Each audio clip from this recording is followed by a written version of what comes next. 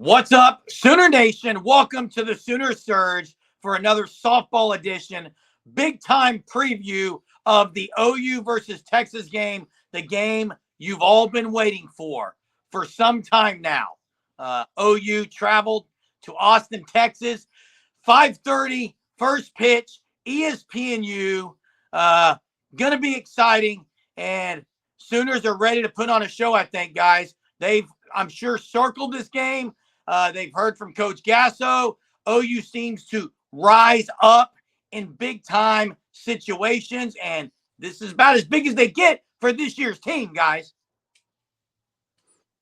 Yeah, this is the biggest series of the year so far, and probably will be. I mean, the only one I could think that could be close would be the OSU series, the way OSU just took 2 out of 3 from Texas. But OU's been ready for this series, been looking forward to it for a long time, going down there, Austin.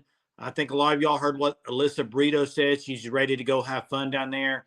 And I think these seniors specifically, guys, you look at some of these players that have been around for 4 or 5 years, these seniors are ready to end their careers in Austin on a sweep. Yeah, that's obviously the goal for Oklahoma. 34-1 entering this weekend, going against the number 4 team in the country. At one point, Texas was the number 1 team in the country, following OU's loss to Louisiana, and they fell off after losing to Houston. So really good matchup for the Sooners, and Tegan Cavan would have to expect her to get the start on the mound, the star freshman for the Longhorns. 70 strikeouts and 68 in the 3rd inning.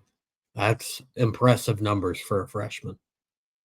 Yeah, and look, a freshman versus very, very likely going to be Kelly Maxwell, a very veteran player, savvy pitcher. So you have the young versus the older, wiser pitcher. And listen, I talked yesterday on the video about OU being the hunted, right? But the difference is OU, even though they're being hunted, they have this mindset. You talked about what Alyssa Brito said, Jay. They're going to go out there and have fun. They embrace being hunted, and then they just pounce. This freshman pitcher for Texas better watch out, because OU is very liable to jump on her very, very early in this game, and then it can get away from them very quickly. I fully expect this game to get out of hand quickly, because that is what OU does with Coach Gasso. The confidence oozes, and it's not just from the 7 that are hitting above 400. We're also talking about the freshmen that play. Oh, by the way, they're also hitting 400 or near it. So, yeah, this team's ready for the challenge. I can't wait. Yeah, and you look at offensively, something's going to have to give in this game with pitching. Both really good pitchers, good ERAs at the top of their game, pretty much. And then you got the teams. Both teams offensively are really, really good. So something's going to have to give. Either it's going to be a pitching duel, or I think one team's going to light the other one up. And I'm leaning towards OU hitting about 4 bombs tomorrow. I mean, what is it right now, Hunter? You probably don't know right now, but I know it was going back quite a ways where OU hasn't hit multiple home runs in a game, and I expect them to get a couple at least tomorrow. Yeah, the last time Oklahoma didn't have a multi-home run game was that Texas Tech series, when they had one game where they only had 1. I believe the other 2 games there was 3 and then 4. So, and home runs are common for the Sooners. How is that going to be against a pitcher that really hasn't allowed many home runs? If Tegan Cavan gets the start for the Longhorns, we'll have to see. And I mentioned it yesterday when in the by the numbers video, comparing these 2 teams. Base running, I think, is going to be really interesting. I feel like both catchers are going to be in for it. You would have to expect Kinsey Hansen to be back in the lineup, back behind the plate, hopefully for the Sooners' sake. And then Reese Atwood for the Longhorns.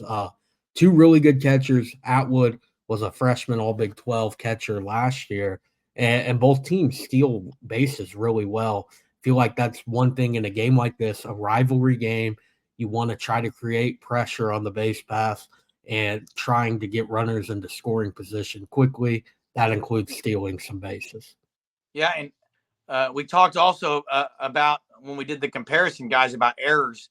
That Texas is very they're not playing great defensively. Let's just say that. Let's call it what it is. But I want to point out something. Early in the season, it was the idea of Avery Hodge at second base because of just her overwhelmingly defensive play is above and beyond what we have seen. And just kudos to Alina Torres, because what's happened is Alina Torres has played really good at second, and Patty Gasso does not have to just play someone for defensive purposes. And maybe early in the year, that's what people thought might happen. It's not. I fully expect Torres to get to start at second base tomorrow. That's what I'm going with. I fully expect that, and to have all the bats in there against this young pitcher, because like you said, Hunter, she's young. She's really, really good. But if she starts questioning herself against this team, it's not going to last very long, because there is no break in the lineup. There's no moment where you can breathe a sigh of relief, especially as a freshman. They're going to come at you. They're going to watch every pitch, and they're going to pounce on the ones they like. So Texas has got to be ready. That freshman pitcher has got to be at her best. Yeah, for this to be a low-scoring game. And back to the base running real quick. If I'm understanding this correctly for Reese Atwood, she has not a great percentage throwing out runners. 1 for 7 on the year. So that's something to watch for Oklahoma. We've talked about it a lot this year on how important it has been to get the stolen base numbers up. If you watched the video on Monday, we talked about how that category the Sooners have improved. And with the catcher, I mean, 1 out of 7, that's not great. You really, again, you got to think the stolen base attempt to second is going to happen a few times. Yeah, and this series is I don't want to say preview of a World Series, but it is a preview of what you're going to face in that. And you mentioned, Jeremy, this pitcher, the freshman, look at Kennedy. I mean, Kennedy last year pitched really good against Oklahoma as a young arm. So I think it can be done. And I think this series will be a true test for Oklahoma. Nobody else out there can say after this series, well, they haven't played OSU yet. I'm not going to listen to any of that. This is Texas's top 5 team. This is a big-time series. And let me say this before we get to our standout of the game, because I'm going to go with the standout of the game right now. And the person I'm going to go with, both these players on the teams are both really good first basemen is what I'm going with. Both are really good first basemen, and I'm going with Sydney Sanders having a great day in the opening game of the series for the Sooner standout. Yeah, for me, I'm going to go leadoff center fielder Jada Coleman. One Big 12 Player of the Week, won every National Player of the Week that is out there. A great week last week in that Kansas. I think that carries over with a few base hits, maybe a few stolen bases for Jada as well, and a few extra base hits. Yeah, and I'm going K9. Listen, she did well when she came back in, getting a hit. She caught well. And I think even though Ludlam played exceptional, probably better than most Sooner fans thought filling in for K9, honestly. Let's just call it what it is. She played really, really good, offensively and defensively.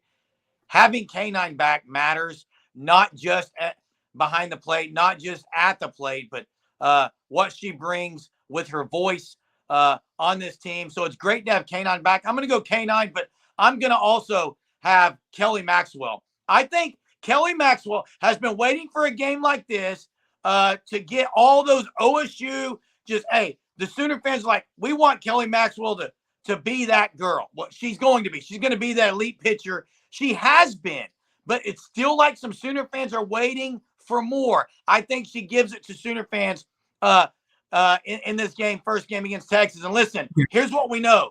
All of the softball world, not just OU and Texas, are watching this game.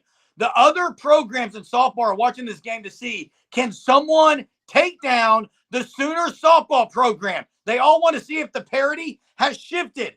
I don't think it has, guys. I think OU rules Yeah, them. and the thing is, let's be honest. The game OU lost, everybody in softball knows that was kind of the game they lost. Fluke. They're way better than the team they lost to. This is a game where if you lose, you're like, oh, Texas can hang with OU. Nobody thinks the team they lost to would hang with them out of 10 games. But Texas is a team that if you lose two, people think, well, Texas may be able to give them a run for their money in the World Series. You know what I mean? So that's a little different. Do they run roll, guys, first game? Yes or no? I say no. I think 6 innings for Maxwell, Monticelli in the 7th. This game goes to 7.